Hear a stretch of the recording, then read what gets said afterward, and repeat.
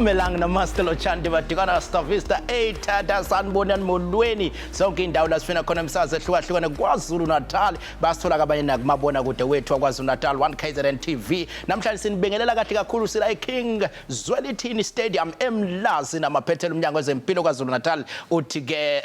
sifikile njengoba najalo ngeviki njalo ke kanye nje ngeviki uNgqongqoshe loMnyango uthi anginesabi bethi uyabesaba na athi angibesaba usuku olukhulu namhlanje International Nurses Day lapho ke sibungaza khona ukuba khona nje komuntu ekuthiwa unesi bese bacelela abantu bengene kwi Facebook page yethu ethi KwaZulu-Natal Department of Health ukuthi ke bebonge nje unesi oyedwa abamaziyo bangena ke abantu kahle kakhulu sothi malihamba uhlelo sibafunde siyakumema ukuthi ungangena nasemoyeni makhona unesi omaziyo wena ngala uhlala ngakhona owenza kahle okwamanje sibonga benza kahle next week sobe sikulaba bangenzi kahle so ke siyacela ukuthi kuleli viki uma ungena nje emoyeni ungene uncome owenza kahle ngoba siyabungaza namhlanje siyababonga onesi number lethi 076 704 7493 076 704 7493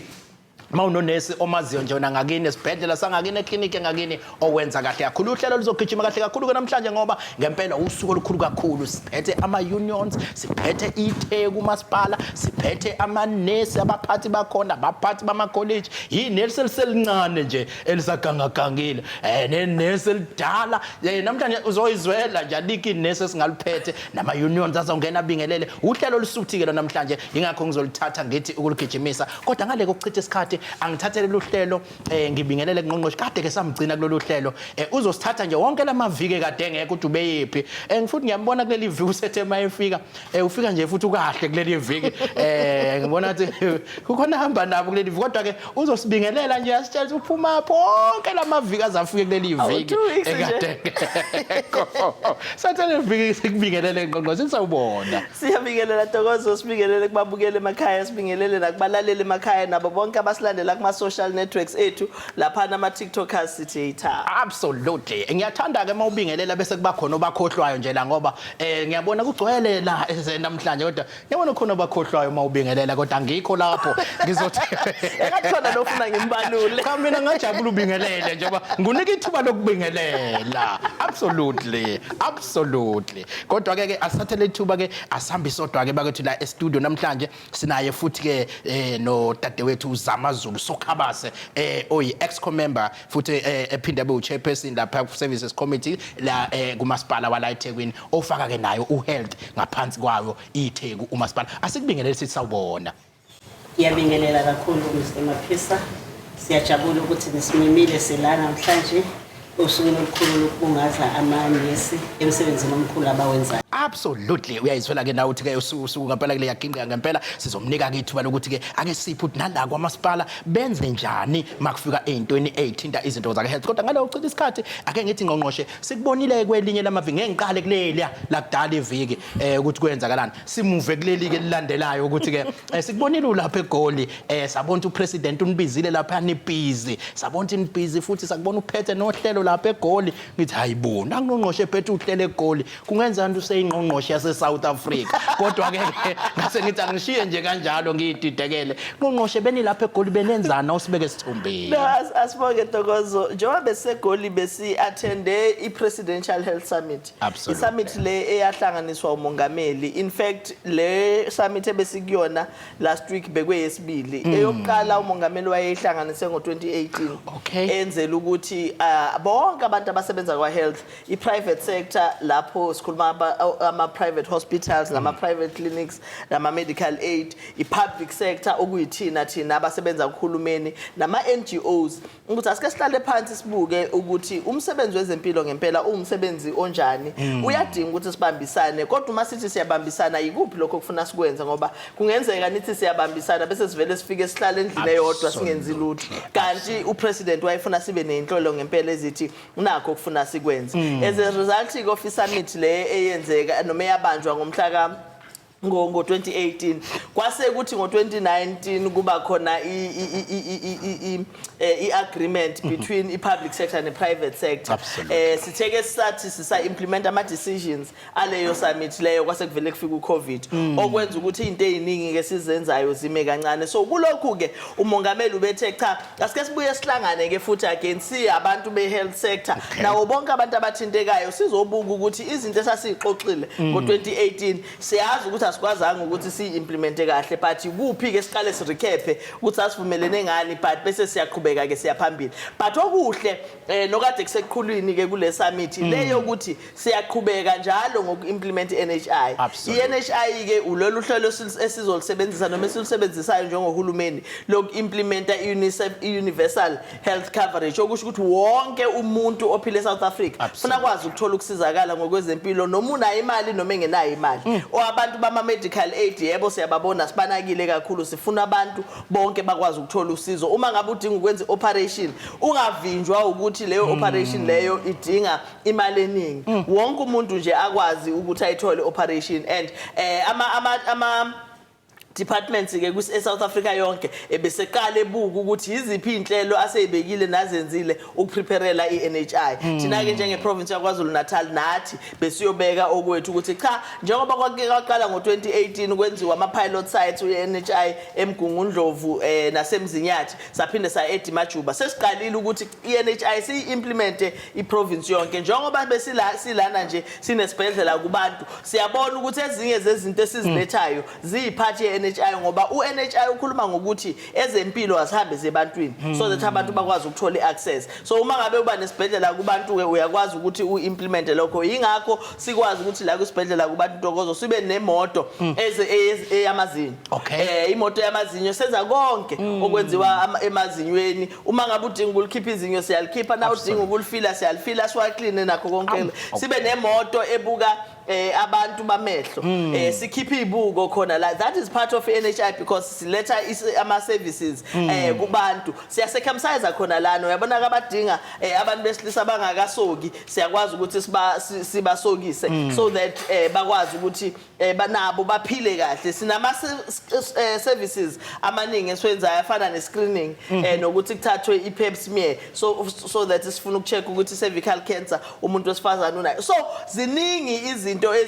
ebezi report yethu kuleya summit but sase sesiphinda ke kwi summit sinzi commitment yokuthi sizoqhubeka si-implement lokho. Engikuthanda kakhulu ke out of leya summit umongameli umesevala uthe uyazi ukuthi eMnyangweni wezeMpilo eSouth Africa yonke ke manje imali azanele ingakho ebona ukuthi asikwazi ukuqasha onesi ngendlela esithanda ukuqasha noma ngendlela okufanele ngabe sibaqasha ngayo. Asikwazi ukuqasha odokotela ngendlela okufanele ngabe sibaqasha ngayo nawo wonke amanye ama health workers. Wayesenza i-commitment umongameli ukuthi hayi uyahamba uyosifunela imali njengomnyango wezempilo national ukuze lonke uzobuya uma seyitholile asicazele njengama provinces. Hayi leyo isijabulise kakhulu ngoba izosolva inkinga ezinkulu eziningi esinazo. Usakhuluma ke ngento ngqongqoshe ukuthi ke abantu akumele ngoba engakwazi ukufinyelela mhlawumbe ngamandla emali angalitholi ithuba losizo. Sikubonile ke izolo ulapha ya eAlbert Luthuli nala kwenzeke khona umlando izinsizwa nezingane nodadewethu othothi kwesinye isikhathi besebenesikhathi bengakwazi ukuzwa emadlebeni kodwa kungathi nenze isimangaliso sokuthi niphinde nibenze bezwe. Awusibeke isithombeni benenzani lapha ya eAlbert Luthuli izolo? Izolo Ntokozo besiyokwenza lento ebizwa ngokuthi switch on lapha eAlbert Luthuli ye-cochlear implant. Kunabo fowethu othola ukuthi uthi umuntu ezalwe ezwa ngenxa yama accidents kwesinye isikhathi noma iage noma i-treatment enye eyayikhona ekuqaleni ye-TB kakhulukazi ayithole eseluza ukuzwa indlebe yakhe kube sengathi asisasebenzi kahle. But kukhona nezingane ezizalwa ezinye zizalwa zingezwa but ezinye ziluza i-hearing ngesikhathi sisazala. Bakhona ke abakwazi ukuthi uma ngabe beyile emtholampilo noma beyile kodokotela kusenesikhathi sikwazi ukuthi sibasize siyireverse leyo process indlela yokureverse ku-implantwa noma kufakwa la ngaphakathi ekhanda into ebizwa ngokuthi cochlear implant leyo nto leyo ithi kusho ukuthi kuba ne-operation ifakwe emva kwendlebe lapho kuzolinka khona nendlebe ebese ngaphezulu uma sekupholile kufakwa ke i-listening device so leyo process leyo i-process ethatha between ukuhila ethathwa between kuyashesha uku-operator but i-process itself ithathwa between 4 to 6 weeks ukuthi iphole and then it's only then lapho sesiqala ke sizo-switcha on i-device le so izolo ke besizo-switcha on i-device kuma-patients amabili omncane ona 2.5 years nomunye umfowethu oneminyaka ewu-43 i-process le engekho yintsha really eSouth Africa intsha kodwa kithina KwaZulu-Natal ngoba kuthina KwaZulu-Natal kwi-public sector ngoba over the years besinganayo imali kahle hle yokuthenga ama devices lawa in as much as namanje singenayo imali but sesithatha isinqumo yokuthi sizowathenga ngoba abantu abanemali ibona okubukeka sengathi bagcina bekwazi ukuthola usizo ngoba bayakwazi ukuya kuma private sector bathola odokotela ababa operatayo abanye bayakwazi ukuthi baye kwamanye ama provinces but thina la KwaZulu-Natal ngenxa yemali besingakwazi ukuyenza so sesiqalileke siyayibudgetela igadget iyodwa ikhosta imali ecishe bo 250,000 okusho ukuthi ke awukwazi ukwenza ama patients amaningi kakhulu ngesikhathi esisodwa but sidecidele ukuthi akufanele phela umuntu abe kushintshe impilo yakhe for the better just because enemali so far sesi-operate kuma patients awu-10 kwi-province yaKwaZulu-Natal ngoba sesinonyaka siuqalile siyenza lolu hlelo besingenabo abantu akade bene-skill kahle abanele so we started by training odokotela abakhona ama-specialists akade ekhona but nawo athatha amanye odokotela abancane abakhulayo baba-trainer so that bagcine beyiphule eningi engikuthandayo ukuthi majority yalabo dokotela sibambisene ne-University yaKwaZulu-Natal odokotela abanesithakazelo uyabona-ke into enhle-ke leyo ukwenza ukuthi ujabule kakhulu ukuthi abantu bakithi bayaqhubeka empilweni awudingi ukuthi ukame ngezandla ukuze ukwazi ukushintsha iy'mpilo zabantu yingakho-ke labo dokotela uma befika kuthina ngonyaka odlule bafike bathi cha MEC siyazi ukuthi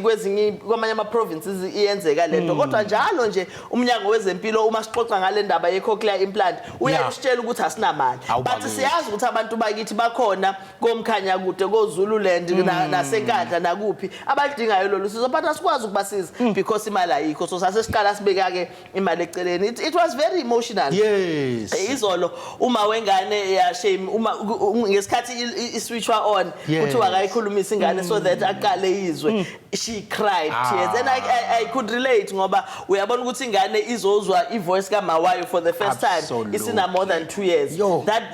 that is very painful and I know it was tears of joy kumama bejabulile ukuthi ingane yakhe isilithola ulusizo I was very happy kwamina ngoba it tells me now ukuthi kusho ukuthi uma sithi asiprioritize abantu abanemali kuphela nabantu abakama ngezandla kodwa siprioritize abantu basemakhaya siprioritize abantu abafana nami nawe abantu abanezithakazelo ntokozo hawu kujabulise kakhulu lokho kwenzeke khona nami ngize ngayikhalisa ngibona ukuthi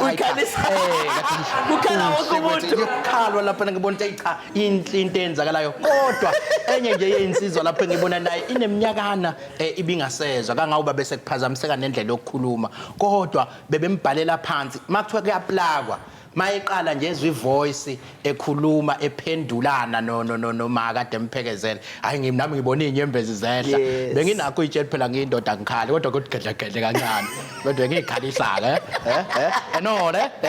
okay no siyabonga kakhulumeni ngiyengiphatheke kabi ngoba yazi makusuke kwenzeka into ezinhle njengalezi kugcine kuthiwe nje uhulumeni makukube sekuthiwa uhulumeni kaKhokholoza no kubalekile Ntokozo you know ngihlale ngisho ngithi into esi-implementayo mina ngathi ngiwa uKhongolose ukuthi ngize kuhulumeni so ama policies engiwa-implementayo ama policies athathwa u-ANC because u-ANC njengohulumeni wabantu sisho njalo u-ANC njengohulumeni wabantu uhlala phansi ubuke kuzo zonke iy'ndlela zokuphila ukuthi yini ekufuna siyenze kwa-health yini ekufuna siyenze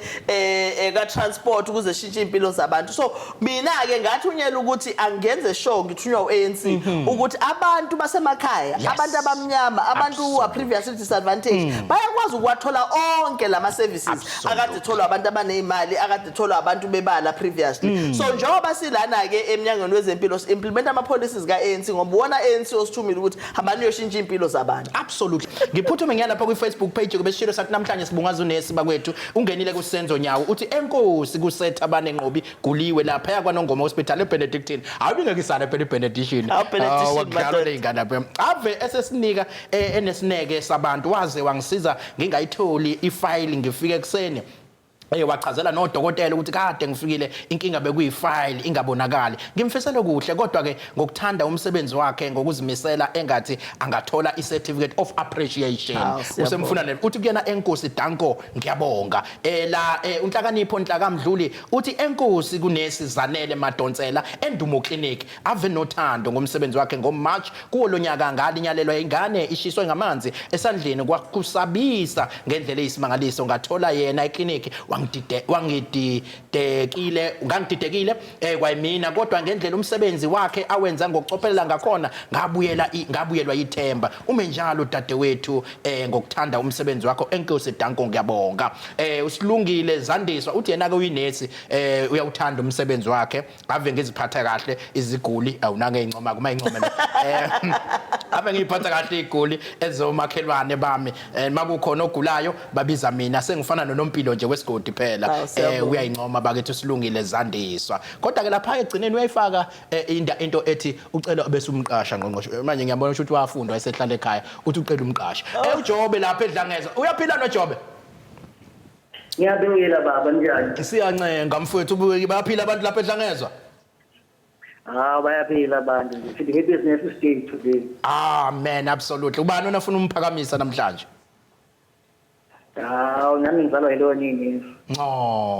umama wami bakithi ubani igama lakhe uNonhlanhla awuvumelekile ukubuza imakho ngegama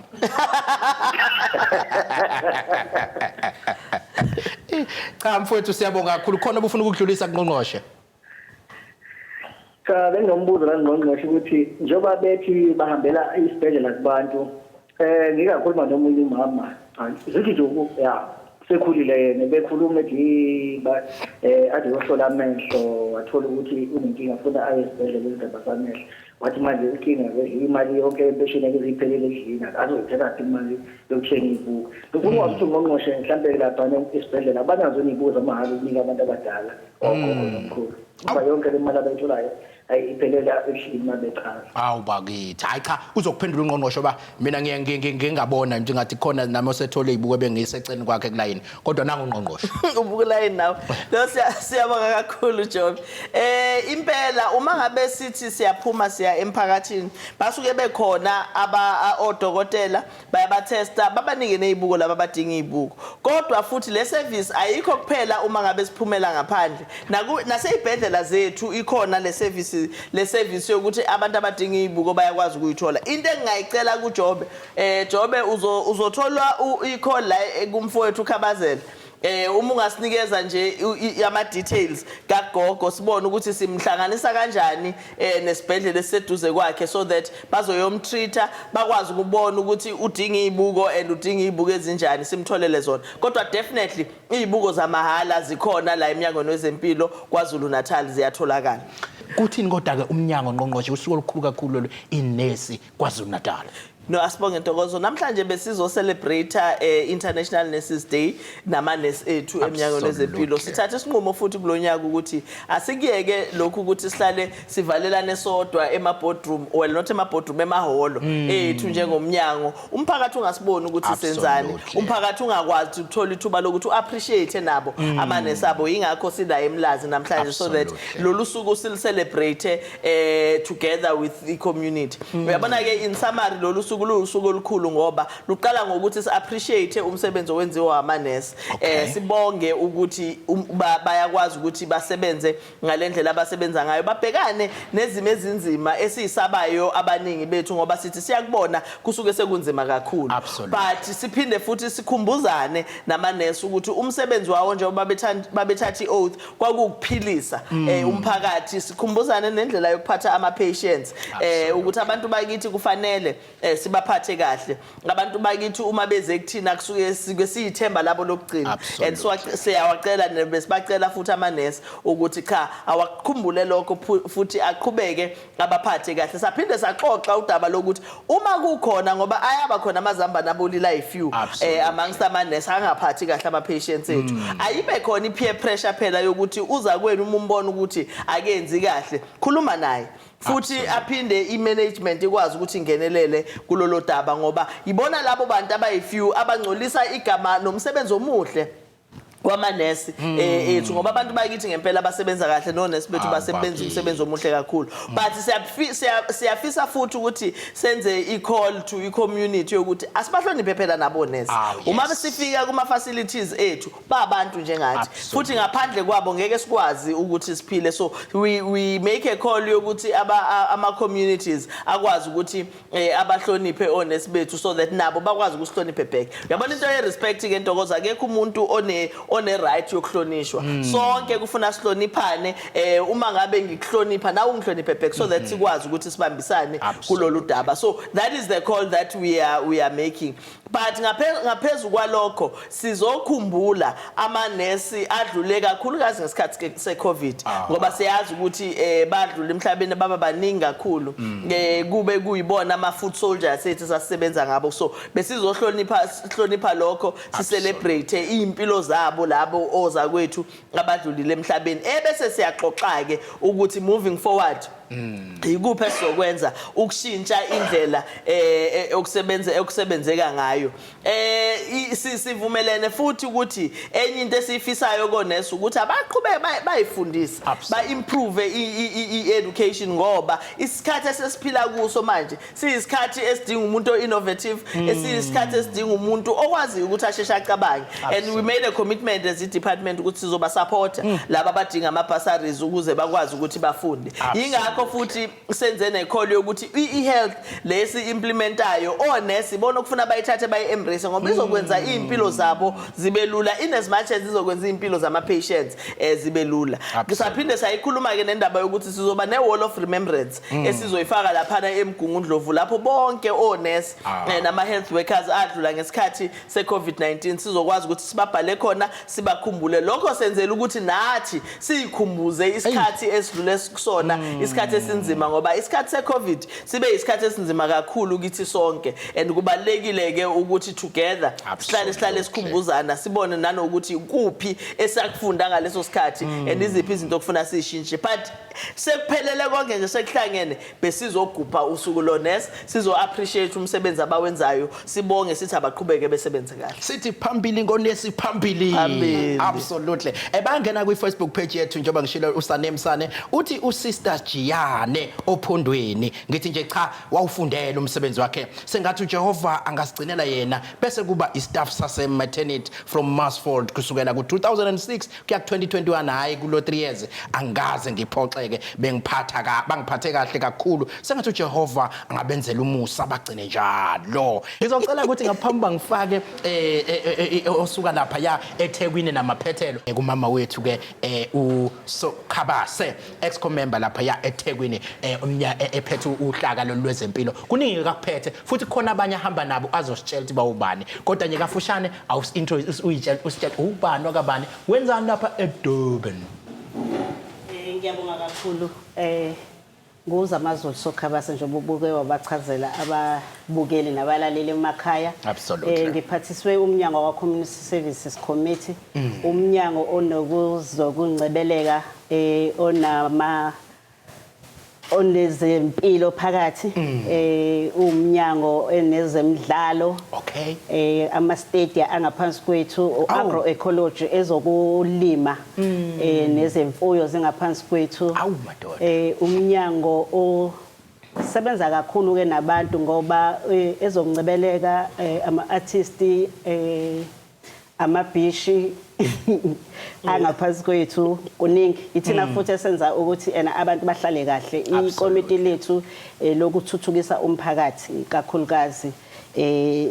kuzo zonke izinhla zakhona uma nje kuukuthi awuphathekile kahle nangu uhealth ukhona ungaphansi kwethu uma uthi ufuna ukujabula sikhona nama artist ethu ngaphakathi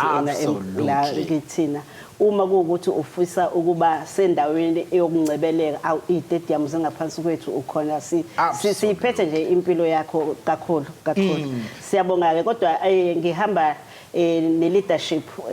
bonke esinikezwe nabo ukuthi sisebenze lapha ekomitini engiwusihlalo kulona ngino deputy wami uMadlukovu yebo uMadlukovu siyabonga uMadlukovu angifisa ukukhuluma kakhulu kodwa uMadlukovu nokungibabaza nje absolutely ngihambisana nanoSotswebhu wekomiti uMiss Sisoko uzongishaya ke mangasababazanga nakuyangibabaza kuyongisiza lokho bese kuba khona amakhansela ethu esamsana nawo esisebenza nawo kuleli komiti obabucela babizwa ngobaba kodwa abancane abafana abancane laba abathunyiwe inhlangano ukuthi abalekelele umphakathi ngenhlanhla yabo abakwacele bobabili abala eMlazi khona no usokhaya wale wade sihlalele lana esikwenza kakhulu ke thina namhlanje esikuphumele siphumile nje liphumele lonke ihofisi ngoba sizothi emsebenzini owenziwa amanesi siyawubona mkhulu siyafisa futhi ukuthi esekushilo uNgqongqoshe kokuningi ngoba ngeke ngilokhu ngicala ucalula owethu umsebenzi kakhulu kwamasipala yilokho kuthiwa i-environment health lathi nakufanele sivike kungakenzeki sihambe sibheke ukuthi akusoze kwenzeka sibheka nokudla edrobheni ukuthi kukahle yini sibheke indawo esihleze kuzona ukuthi azenzi yini ukuthi kube khona izifo ngoba umthetho wakhona kufanele sivike nokuthi siyo lapha so thina silapho ke kule kakhulukazi lapho kodwa ngendlela okwakheke ngayo ke siyalekelelana kakhulu sisizwa uwona uhealth ngoba naleyo environmental health ibhekwe uwona uMnyango weprovince ukuthi sikwenza ngakho yini kona lokho bese kuba nama clinic ke la osekuyi primary health khona la abhekelele khona kakhulu uNgqongqoshe ke lapha sishaya khona isitrip azafika nakulela office lethu elapha kwamasipala ebheke ukuthi kwenzeka khona zonke izinto ngendlela efanelekile absolutely masibonga ke namhlanje sibabongela ngesifisa ukuthi lokho ade kusho uNgqongqoshe sinezelele siwuMnyango waseThekwini ukuthi empilweni zonke siyafisa ukuthi bahlonipheke onesi nokuhlonipha umuntu ke nje kakhulukazi siyafisa futhi nabo onesi balibuyise inhlonipho kumphakathi absolutely kuba indlela enhleke leyo yokwazi ukuthi kusebenza kodwa siyafisa futhi ukuceba Ngqongqoshe ngoba umphakathi nawo ukhona ulalela ukuthi izolo nje besise komitini kwafanele ukuthi uhead wethu aphumele eMnyango esephuthuma sekungene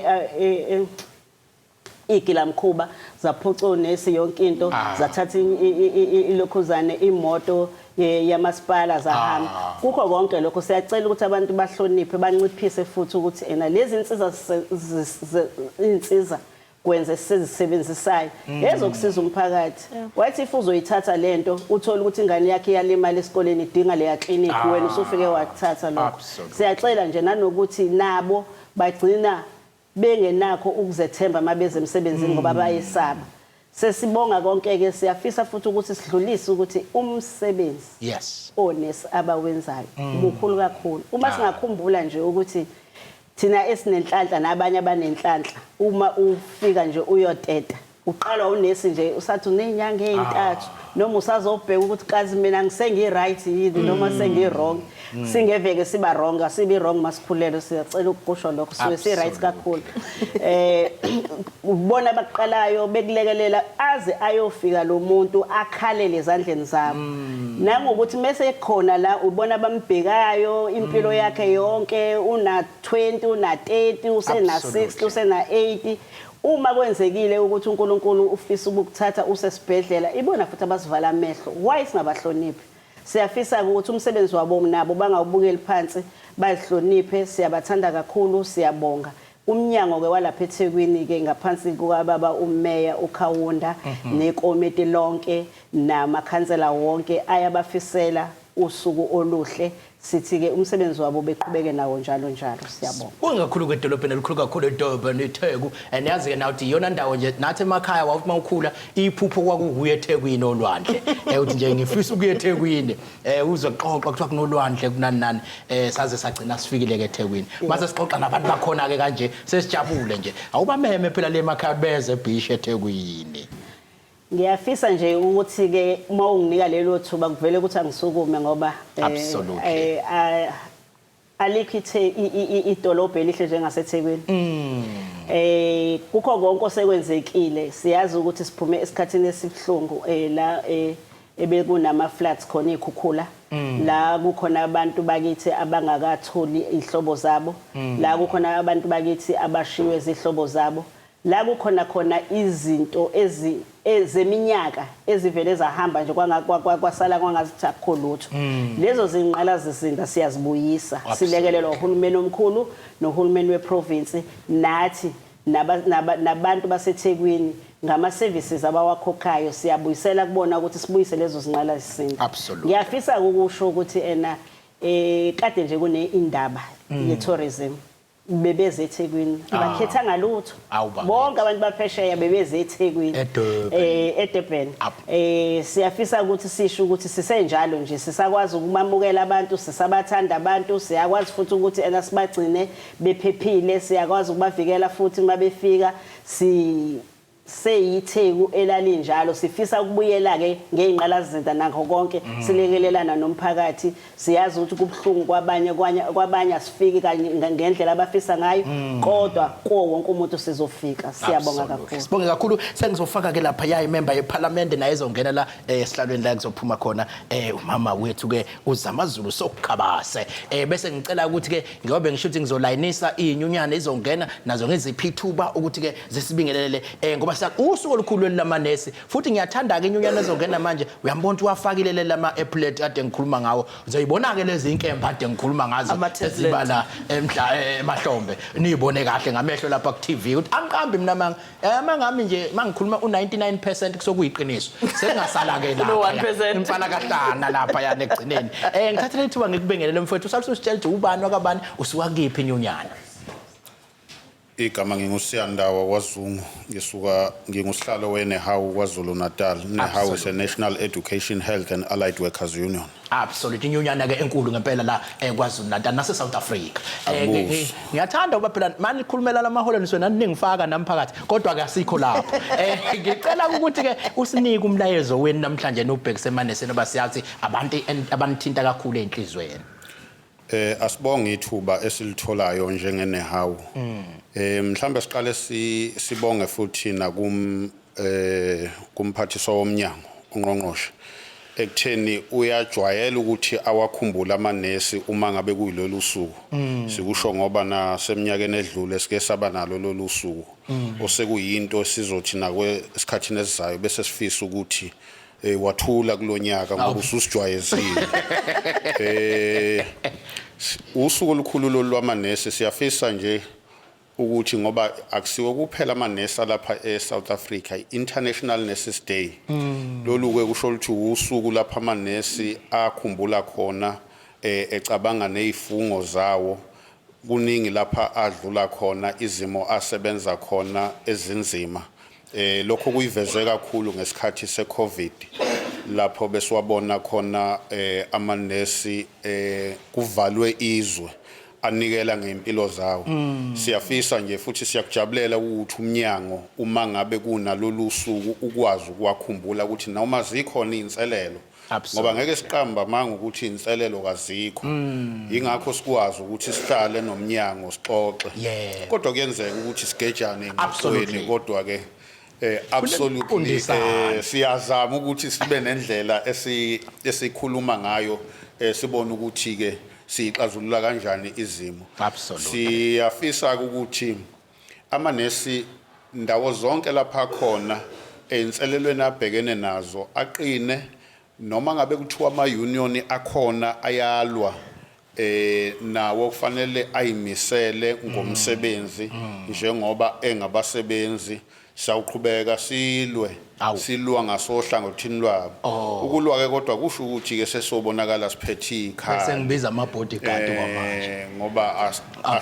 asixabene kakhulu izimo nje ifuna ukuthi iphuculwe empeleni ongathola ukuthi nawo uMnyango uyafisa kodwa ke uthola ukuthi abesubika ukuthi ama resources noma awalingene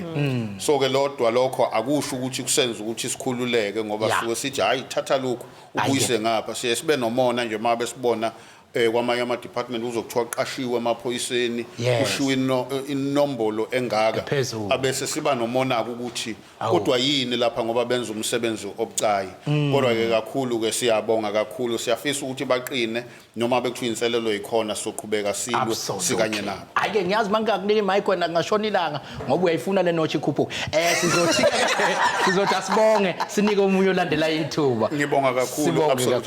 absolutely nice thatha ke nyonyane elandela kodwa ngoba ke ngibesashintsha nje ngizocela ukuthi ke sithe sinanomuntu osuka lapha yaka national uphathisiwe ke lapha na ke zabantwana zabesifazane zomama kuzokuba futhi nabakhubazekile ngiyangizwe kuthiwa mhlawumbe akusindlela enhle futhi yokusho ukuthi abakhubazekile ukuthi uzosilungisa ke yona ngendlela enisho ngayo sifikile masiko lapha yaka national awusithathe nawo sibeke kusho ukuthini umsebenzi omkhulu kangaka kwamanesi kunina kwa national asibingelele-ke kubaba uMaphisa igama ufikile wakamasiko imember ye-portfolio committee yomama abantu abasha nabaphila nokukhubazeka it's women youth and persons with disabilities usuku olukhulu impela kuthina lolu baba uMaphisa ukuthi simenywe i-Department of Health siyikomiti le-women, youth and persons with disabilities. Sisho ukuthi ke sizokhumbula ukuthi ithe iqala i-6th parliament. Yes. Wathi umama uMaphisa Nqakula uSpeaker weParliament, it is an activist parliament. Yasekhaya le. Lokho ke kusho ukuthi kubalekile ukuthi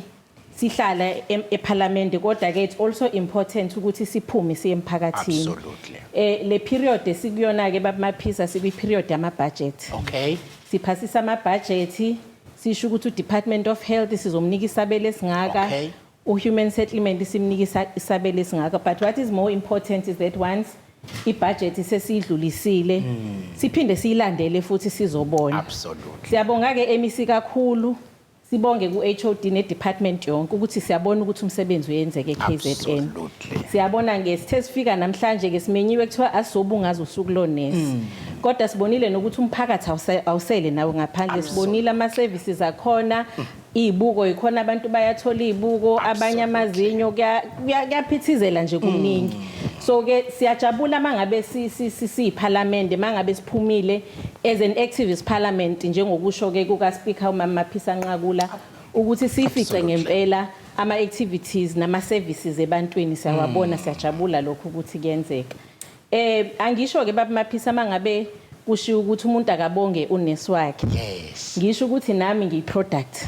kanesi. Suka madoda. Nginogogo wami ke uMashezi laphayana oqhamuka emzimkhulu. Suka madoda. Ongikhulisile impela kutheke mangabe ubaba engasekho emhlabeni wasithatha ugogo. Yebo. Okubalekile ke baba Maphisa ngicabanga ukuthi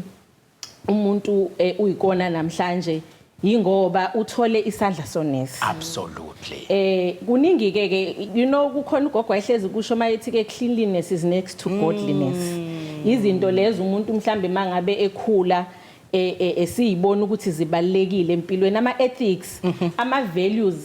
eswafundile. Siwafunda kumuntu ofana njengonesi. Kuningi kokwenzeke eibhedlela engicabanga ukuthi ugogo ke ukuthathile nathi wakufaka la kuthina. Time management is very important. Sasibona ukuthi ke onesi bakudala ngiyacabanga MEC ukuthi namanje kusakhona ukuthi isikhathi ngempela sibalekile, sizwile lapha yana ukuthi ke mangabe kunesikhathi sokukhuleka sibasifishane but isikhathi esiningi siba sebantwini.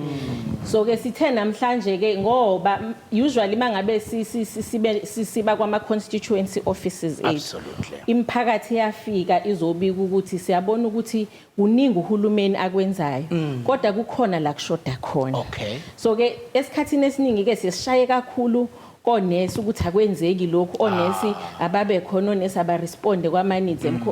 community but siyajabula MEC namhlanje ukuthi sifike mangabe sizobungaza umsebenzi omuhle owenziwe wonesi nathi sibe khona today sizothi thank you ngoba ke kuyekuthiwe ke umsebenzi wama essential services like honest namaphoyisa it's a thankless job umsebenzi ongabongwa akubi khona esikhathini esiningi ukuthi umuntu abuye athi cha impela ngifike ngibe nginenkinga namhlanje ngiyabona ukuthi sengilaphekile ngiyabonga so thina ke on behalf of iparliament asisho kanjalo maphisa ngekuhlekwe ke kuthiwa mawubeka la upresident uRamaphosa uphinde ubeke la thina sikanje same WhatsApp group sala kanje so sizobonga kakhulu umsebenzi wonesi umuntu akaphinde ke futhi agcizelele emazweni adeshiwe umama uSokhabasi sesiwatholile ama reports amaningi not only like KZN but across the country ukusho ukuthi uthola ukuthi kunama services aye aqhubeke emise up until the night ke mhlambe ke kuthiwa ama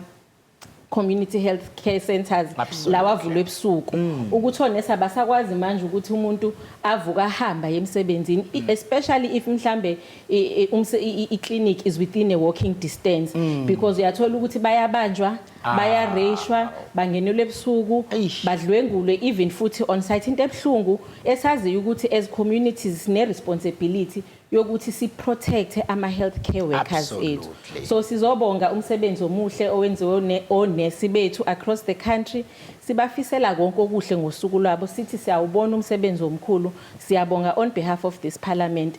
asiphethe kuphela ke iwhip yokuthi njalo sihlezi sithabenzi kahle sizongcuma ngoba thina siyazi ukuthi esikhathini esinzima lapho esahlehla khona sonke sisaba ngisho nokuphuma endlini onesi we at the forefront ngesikhathi seCovid nabo bengazi ukuthi badila ngani kodwa thina sasazi ukuthi nje kufa wonke umuntu but onesi we there asikhumbuli at any point ibhedlela ivaliwe asikhumbule ema-clinic kuvaliwe kwakuvuliwe nje ama-services ekhona siyabonga kakhulu umsebenzi emakhaya kuduma izandla nehlombe phela kukhuluma umuntu ka-national manje uyezwa kodwa ukuthi ke wakhuliswa yinesi umjovo wemjova njalo nje yabona uhealthy akashodi ndawo siyabonga kakhulu so thatha lithuba ke sisazoshintsha ngicela ke uNomsamdlalo naye besondela ezongenela bese sithatha inyunyana futhi enye ngiyayibona ke lenakho ukugadla befuna imali la eNgqongqoshe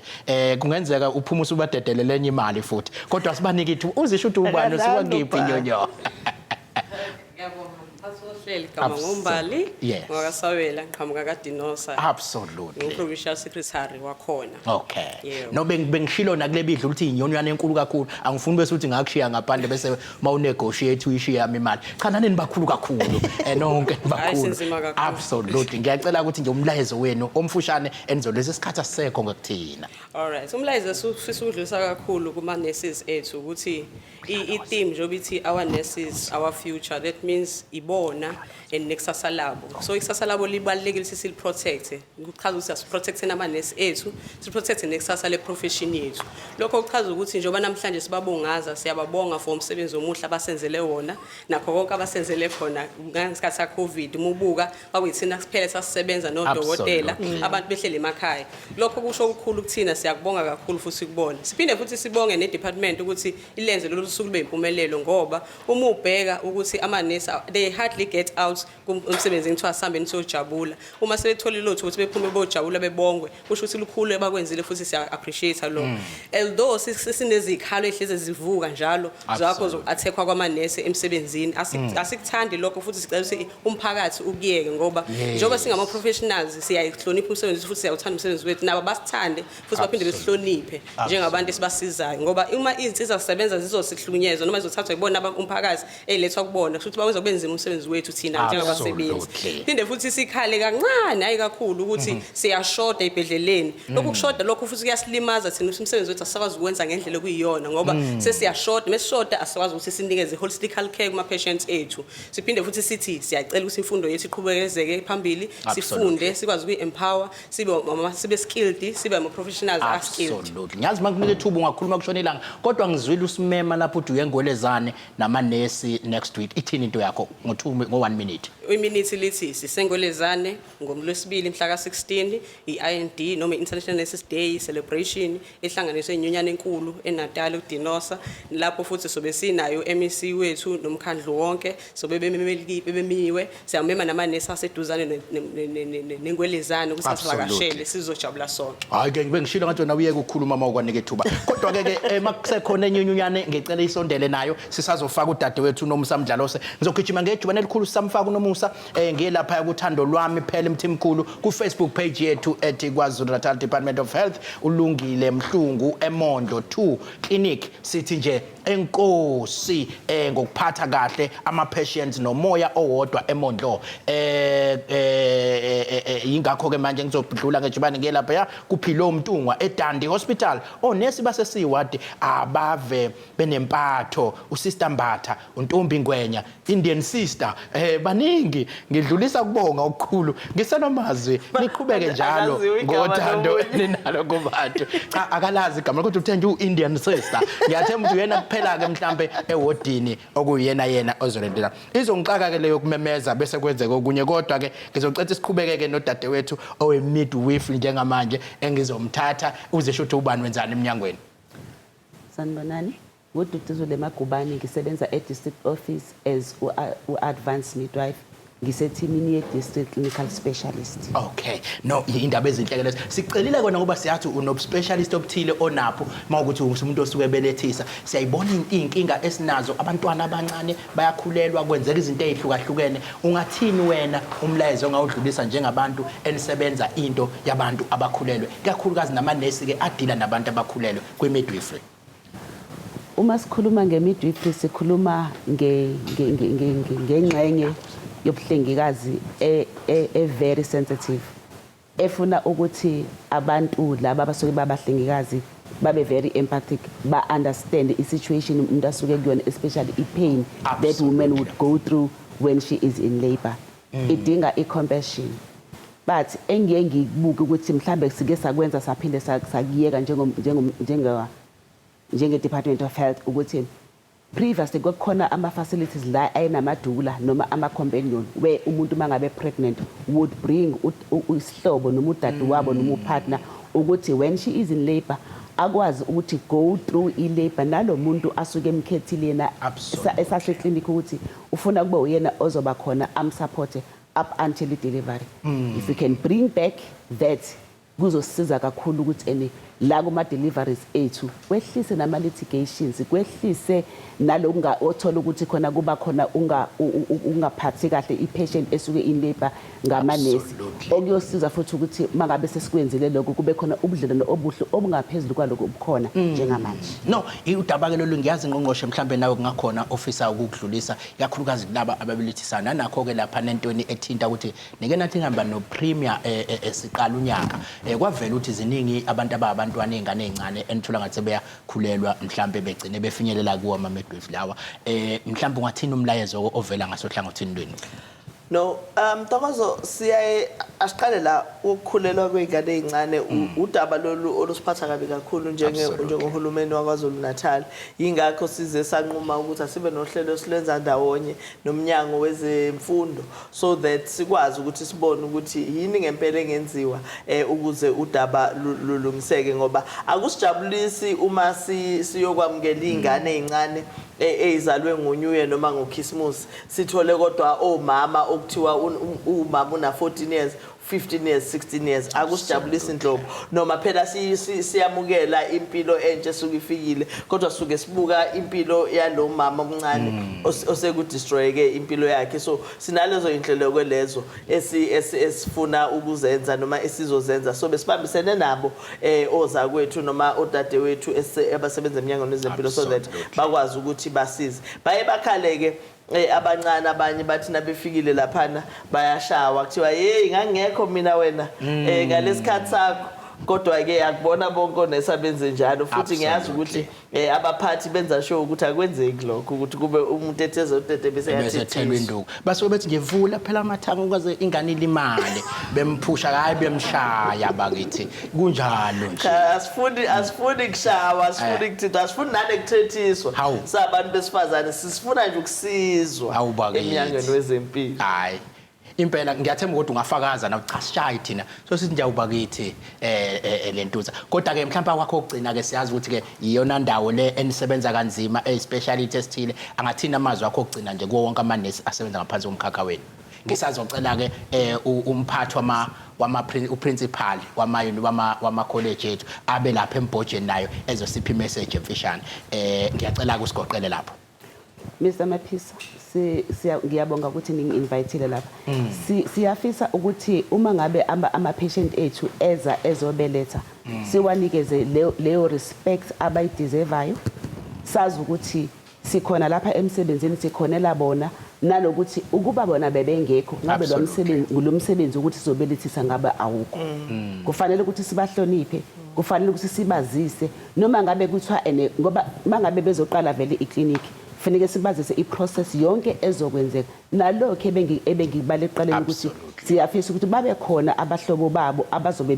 bekhona especially mangabe bezobeletha ngiyazi ukuthi isikhathi esiningi sesilindele ukuthi upartner makube umuntu wesilisa kuphela kodwa nalo asuke emkhethile ukuthi mhlawumbe ngifuna ukuthi uanti wami aze la esibhedlela kuyasiza ukuthi abe khona kuba mnandi nawe ukubona ukuthi umuntu wakho uphathe kanjani just like ngishilo before ama litigations ngempela ayokwehla mangabe sigcizelela lokuthi makube khona ezibhedleleni zethu njengoba siumnyango wezeMpilo wesinalo nale college lokuthi sibaqeqeshe labo abasuke befisa ukuthi babe amanesi ngelinye ilanga so thatha ke leli thuba njengamanje sigijime ngejubane selapha kumphathi wabo uprincipal uqobo lwakhe sithi ke yena ake siphe nje message naye emfishane labafisayo ukuzoba amanesi sifuna hlobo lini lika nesi ngempela sibingelele Maphisa uzisho nokuthi ubani nkosami ngiyaxolisa isikhathi esesingishaya nizolokhu ngeninqaka nje abalandeli wonke ama platforms oMnyango kafushane nje ngingasho ukuthi umuntu othanda ubomhlengikazi Maphisa kumele ukuthi abe nothando abe nokwazi ukubekezela because inesi ngayilo usondele kancane nje embhojeni ngoba bayakuzwa le emakhaya kule msakazo yethu absolutely sidinga umuntu onothando okwazi ukubekezela Maphisa because izimo ekusebenza ngazo onesi azilulu ukunesa umuntu ogulayo ukwazi futhi ukuthi ukwazi ukuxhumana nomunye umuntu kube lula kuwena ukuxhumana nomunye umuntu nizwane ukwazi ukuthobeka irespect njengoba dekhulunywa namhlanje ukuthi unesi ubuka umuntu one dignity no observer ukuhlonipheka aphinde futhi afundeke Maphisa ngeke ngishiye lokho sidinga umuntu ono matric nama subject ngoba ingane ngazi zilalele zibona namhlanje kumhlophe umgwaqo yonke indawo so samdinga umuntu uthi abe no matric nama science subjects okusho ukuthi life science noma biology i-maths ne-English Mr Maphisa ayike ngiyazi ukuthi ke baningi ke bazobe apply kulonyaka khona nizobathatha mhlawumbe kulonyaka noma kumkanjani ukuthatha na kanjani siyathatha ngoba phela njengoba uNgqongqoshe usidinga ama specialist ukuze sibe nama specialist funeka siqale sitrain ubasic nurse so sizothatha sikhiphe iadvert around August esho yonke into ukuthi kudingekalani umuntu bese apply online angene kwiwebsite department alandele imigomo esukibhalwe khona principal ke lo phethe ama college mawufuna ukuba inesi ngempela mbukisise ngamehlo mawuhlangana naye edrobheni umvimbe ngifuna ukuba inesi sibonge kakhulu ngizogijima ke jubane futhi ke lapha ya kwenesi indethe liselincane ngiyazi ke bayibethi ke legenge encane yona ke lehluphile hayi bahluphile labasha basihloniphe nje Nkosi yabasi o TikTok bathi babhizi bakhuluma ku WhatsApp sekulayina unyakazi but ke sithatha simtholo omnye semncane akasibekele na uthi ngokwenzeka isikhathi asekho ngakumina uzongigoqela nje kafisha nina abantu abasha niuthatha kanjani iprofession usuku lokubungaza nina namhlanje ithini into yenu nokubamba nesi qale ngokubingelela umphakathi wonke bese ngithi kumanesi wonke siyabonga umsebenzi omuhle enisenzela wona ku colleagues lokhulu kakhulu lolusuku ngingasho ukuthi ukubeka ngami ngabe ngithi bayimbokodo ngoba manje imbokodo ikwazi ukumela zonke izimo bakwazile labantu kumela ipandemic kunzima kodwa nje bayakwazi ukuhlula so lolu suku lokhulu kakhulu ingakho silibona siyabonga futhi kakhulu ukunika ithuba lokuthi nathi ke sibonakale nje ukuthi Nkosi yami siyazama. Yabona ama 2000 akhuluma kamnandi. No, vele uphile nabe ngifika ngixhuga lo mlenze odwa usuyiqondela usana. Ubona 2000. Now, siyabonga kakhulu into enhle lesibona abantu abasha belithatha leli gathi. Kodwa ungathini kumuntu ofisayo onentshisekelo ukuthi uyafisa na ukuba inesi ngelinye ilanga? Qala othandweni yonke into. Absolutely. Ngingasho njalo yonke into iqala othandweni. Uyithanda into oyenzayo nokuthi uyi-understand futhi ke ube nawo lowo muzo ukuthi mangenza lokho ake ngishiye umehluko noma ngishiye uphawu okuthile like imark angazi mark yes, but yes mawenza into nje iba nothando lento ozoyenza wazi ukuthi uyokwenza umehluko kwimpilo yalo yamuntu because laba abantu bayasidinga kahle kahle bokumhlaba nje ukuthi ungaye ngaphandle kwenesi. Absolutely asilutho. Mina ngufakaza lokho. Unomsamdlalo osekelo uyinesi lethu eliselincane. Basho njalo bathi basilandele i2000. So ngiyathemba ukuthi wo 2009 kanje. Angikholwa ukuthi wo 2001 ngiyakubona useyingane. Ngale uchitha isikhathi ke sesokugcina ngomphathi jikelele wamanesi wonke. Ngiyathemba ukuthi ke inyunyane besinazo iphelelile ngiyinikile ithuba bonke abebe khona bangenile balithola ithuba. Mawukhona oyedwa sele sobe sesimfaka emva kaMama Sosibo. Eminithini elilodwa Mama Sosibo nalo usuku olukhulu lwakho wena umphathi jikelele wamanesi la KwaZulu-Natali kungathini okwakho umlezo ngo30 seconds kumanesi wonke. Ngiyabonga baba Maphisi siyabonga kuNgqongqoshe neziphathi imandla zethu zakwa department. Kulolu suku lwethu la namhlanje sifisa ukudlulisa ukubonga kakhulu ku department yonke uprovincial unational ngokusingatha nanokuthi nisenze ukuthi sizibone ukuthi sisemqoka kanjani. Ngicabanga ukuthi lokho kwenzekile ke namhlanje kuyasiqugquzela kwathina bekufanele ukuthi lona leyo nurse okhona abuyele emuva akazifunisise yena ngoba njengoba sisho ukuthi into esemqoka umuntu isiguli inhlonipho esidingayo uthando esilidingayo ukuze bathi bonke uma ngabe bephuma baphume bebahle emoyeni noma ngabe kuthiwa umuntu akalaphekile kepha nje enakho ukubonga athi uyabonga. Ngiyafisa nje kumanesi onke ngithi please bakithi siyazazi izifungo zethu siyathandwa kwi-department asike senze kahle sijabulise le-department esithandayo siyabonga kakhulu. Okay sibonga kakhulu namphathi omkhulu kwamanesi leNgqongqoshe sizoyivala kodwa nge-clinical specialist thwake lapho Ngqongqoshe usuku usugogodile ngokuspecialize ebunesini usuku usunezimendlela zonke inkemba lezi ezifakwa lapha na emahlombe zifakwe nezinye kuze kube nezinye izilenga la eceleni thuza ukwazi nokubhala yini lento ebhala udokotela iprescription thuza ubhale neprescription ayi uyabona kusuka kusela inyanga yodwa nje ube udokotela so kungasekude kakhulu so ke awusitshela ukuthi ubani okabani usuka kuphi siyakujabulela nje ukucelebrate lento ecishe ifane naleyo. Yes. Thank you. Igama lami nguLungile Thobile Ngema. Ngiqhamuka kwi-sub district ela ePrince Mshiyeni. Singaphansi kwe Department of Health eThekwini. So mina ngisebenza la kwi-sub district ngibhekelele ama clinic ukuthi abantu baphatheka kanjani ema clinic nenhlanzeko ema clinic since singafuna abantu ukuthi mangabe bengene clinic aphume sephethwe ezinye izifo aphinde futhi angathi mangabe ese clinic aphatheke kabe clinic. We trying by all means ukuthi sinciphise olayini ema clinic ethu. We trying by all means ukuthi abantu bephume bephethe imithi bephume benothando abalitholile kumanesi ethu. Absolutely. Yazi ngizwa nje uthando mawukhuluma lugcwele nje liyagabovula ngenxa isikhathi bakwethu akusabangalula ukuthi simpintshe yonke into ndawonye kodwa Ngqongqoshe sizocela ukuthi sigoqele uhlelo lwethu namhlanje ngosuku olukhulu kangaka sigubha umthwalelo. Ngikupomthwanele. No asibonge kakhulu Ntokozo. Usuku la namhlanje bekusuku oluhle ngempela. Usuku esil-enjoyile indeed besizo celebrate International Nurses Day. The fact that uyababona bonke onesi bethu begqoke i-uniform. It's very exciting, including onesi noma abahlengi noma abahlengikazi abakuyi-management. Uyababona begqokile i-uniform, ubonile umama uMthembu la nangu Brian laphana uyigqokile bahle kabi. Uma ubabona sebegqokile, yingakho sithatha isinqumo njengoMnyango wezeMpilo ukuthi even naku-uniform uma sithi sibuyela kuma-basics sibuyela ku-white and maroon, siphumile kuwo wonke la ma-colors ngoba phela sibuyela ku-white and maroon so that umhlengikazi o-original simbone. Sibuyela kwi-material even eyayisetshenziswa proper ozokwazi ukuthi na ugqokile uhlonipheke. Ngaye ngathi ngiya kwesinye isibhedlela lapho usindisweni ngafika ngathola unesi efaka ijujet, ngibona ngale kwejujet ubrawayi kwafuna impela sifakane ekhoneni naye kuze ukuthi kanizephi umthetho. Uyabona ke 2000 alazi ijujet ukuthi ngiyatshela ukuthi ngempela wayegqoka into eyaziwa kanjani lo mhlengikazi. So kubalekile ukuthi ne-uniform nendlela esizipresenta ngayo absolutely abahlengikazi kube yileyo nto ekhombisayo ukuthi uthatha serious umsebenzi wethu. So sijabule kakhulu ukuthi sibe nani. Ngiyacabanga ukuthi sicelebrate today ngoba intention vele bekuwukuthi sizo celebrate sigubhe sibonge nalabo asabadlula emhlabeni kodwa kade besebenza nathi ukuthi besibambisene kahle and confirm and pledge ukuthi moving forward sizosebenza sibambisane nomphakathi ngendlela kuyiyona. Siyabonga kakhulu